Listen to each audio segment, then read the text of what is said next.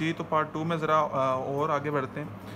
कोलिथियासिस जो है उसमें क्या होता है, उसमें ये होता है कि कोलेस्ट्रॉल स्टोन डेवलप हो जाते हैं इन गॉल ब्लैडर।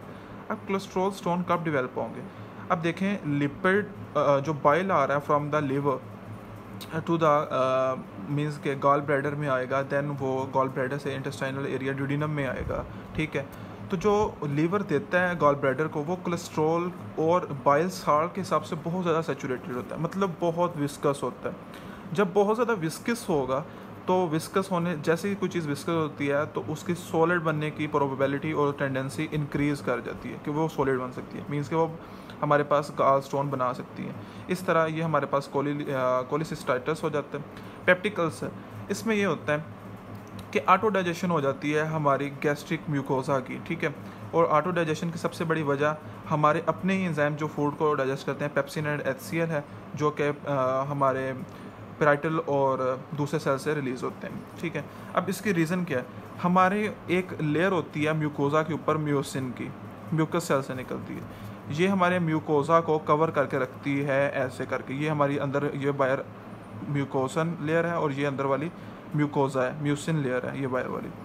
अब जैसे ये कहीं किसी डिफेक्ट की वजह से यहाँ से सपोज डैमेज हो गई है, ये यहाँ पे डैमेज हो गई है और बाकी है, तो यहाँ पे पेप्टिक अल्सर हो जाएगा। क्यों? जो HCl है वो यहाँ पे अपनी एसिडिटी की वजह से इसको डैमेज करना शुरू कर देगा, इसे हम कहते हैं पेप्टिक अल्सर। अब गैस्ट्रिक और ड्यूडिनल अल्सर एक बैक्टीरिया की वजह से होता है, जिसे हम हेलिकोबैक्टर पैरोलाई कहते हैं, जो हमारे मोस्टली गैस्ट्रिक म्यूकोजा में होते हैं, यानी कि इसी एरिया में होती हैं जो म्यूसिन से थोड़ा नीचे होती है, ठीक है।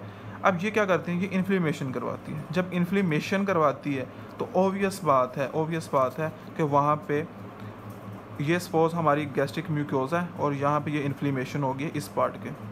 जब इन्फ्लेमेशन होगी तो म्यूसिन की वो लेयर प्रोट्रूड आउट कर जाएगी और माइट भी पॉसिबल वहाँ से वो डैमेज हो जाए, और जब डैमेज होगी तो ओबियसली वहाँ पे HCl रिएक्ट करेगा और HCl रिएक्ट करने की वजह से हमें अल्सर हो जाएगा। तो गैस्ट्रिक अल्सर बेसिकली इस वजह से होता है और ड्यूडिनल अल्सर भी।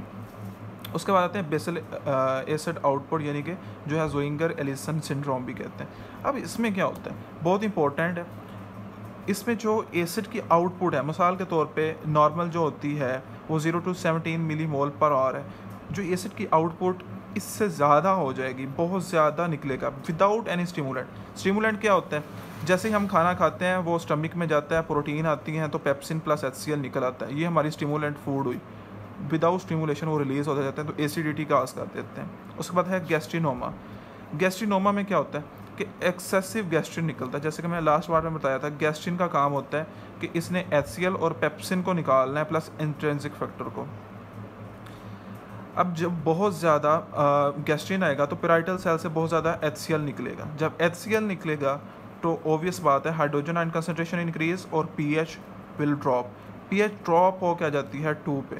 जब जैसे ये 2 पे आई, आगे क्या हुआ कि जी हमारी इनएक्टिवेशन ऑफ कोलेस्ट्रॉल एंजाइम हो गया। जब हमें पता है ना एक ऑप्टिमम pH रिक्वायर्ड होती है सारे एंजाइम के लिए, जब वो ऑप्टिमम रहेगी नहीं तो कोलेस्ट्रॉल जो हमारे ड्यूडिनल एंजाइम्स हैं वो ऑब्वियसली ब्लॉक हो जाएंगे। अब ब्लॉक हो जाएंगे, उनकी वो इनएक्टिवेट हो जाएंगे और इन रिज़ल्ट स्टोन फॉर्मेशन होगी, जो मटेरियल अनडाइजेस्टेड रह जाएगा।